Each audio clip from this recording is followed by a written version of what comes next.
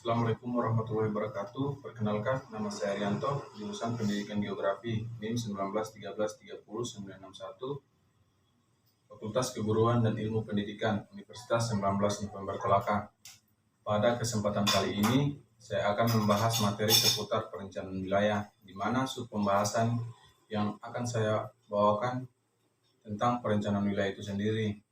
Perlu kita ketahui bahwa perencanaan wilayah adalah penempatan langkah-langkah yang digunakan untuk wilayah tertentu sesuai dengan tujuan yang telah ditetapkannya. Selanjutnya, ada tahapan-tahapan perencanaan wilayah, yaitu yang pertama menempatkan tujuannya, memprediksikannya, dan memperkirakan berbagai masalah, menempatkan lokasi wilayahnya. Nah, di sini saya juga akan menjelaskan apa itu perencanaan wilayah menurut para ahli. Yang pertama, menurut Borowski, perencanaan adalah suatu himpunan dari keputusan awal, keputusan akhir, dan proyeksi ke depan yang konsisten dan mencakup beberapa periode waktu, dan tujuan utamanya adalah untuk mempengaruhi seluruh perekonomian di suatu negara. Yang kedua, menurut Watterson, perencanaan adalah usaha sadar, terorganisasi, dan terus-menerus guna memilih alternatif yang terbaik dari sejumlah alternatif untuk mencapai tujuan yang tertentu. 3. Menurut Conyers dan Hills, perencanaan adalah suatu yang kontinu, terdiri dari keputusan atau pilihan dari berbagai cara untuk menggunakan sumber daya yang ada, dengan sasaran untuk mencapai tujuan tertentu di masa mendatang. Nah, selanjutnya, ada sifat perencanaan yang perlu kita ketahui. Yang pertama, dari segi ruang lingkup, tujuan dan sasarannya, perencanaan dapat bersifat nasional, sektoral, dan spasial. Kemudian dari bentuknya, perencanaan dapat berupa perencanaan agregatif atau kompresif dan parsial. Yang ketiga, dalam jangkauan dan hierarkinya, menurut jangkauan pusat dan tingkat daerah. Dari jangkauan waktu, perencanaan dapat bersifat jangka panjang, jangka menengah, dan jangka pendek. Yang kelima, dilihat dari arus informasi, perencanaan dapat bersifat dari atas ke bawah, dari bawah ke atas, atau kedua-duanya. Kemudian, dari segi ketetapan atau keluasan proyeksi ke depannya, perencanaan dapat indikatif atau perspektif berdasarkan sistem politiknya. Perencanaan dapat bersifat alokatif, inovatif, dan radikal.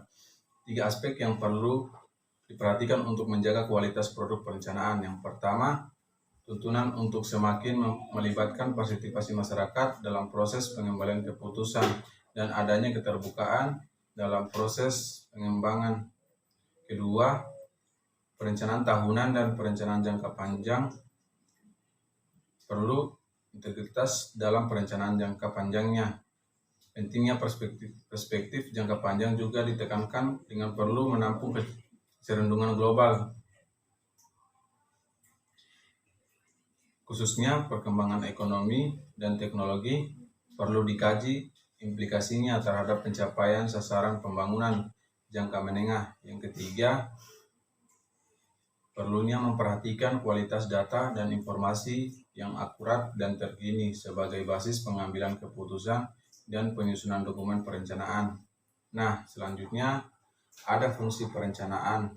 Fungsi perencanaan ini ada 3. Yang pertama, sebagai penuntun arah. Yang kedua, minimalisir ketidakpastian. Yang ketiga, minimalisir efisiensi sumber daya dan penempatan standar dalam pengawasan kualitas. Selanjutnya, adapun syarat perencanaan harus mengetahui dan memperhitungkan: 1. Tujuan akhir yang dikehendaki. 2. Sasaran-sasaran dan prioritas untuk mewujudkannya. 3. Jangka waktu mencapai sasaran-sasaran tersebut. 4. Masalah-masalah yang dihadapi. 5. Modal atau sumber daya yang akan digunakan serta pengalokasiannya. 6. Kebijakan-kebijakan untuk melaksanakannya.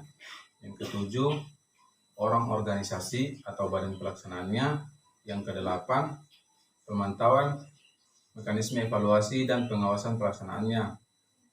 Kemudian selanjutnya ada elemen perencanaan, di mana elemen perencanaan ini yakni perencanaan berhubungan dengan masa yang akan mendatang, ada implikasinya. Perencanaan sangat berkaitan dengan proyeksi, prediksi, dan penjadwalan kegiatan,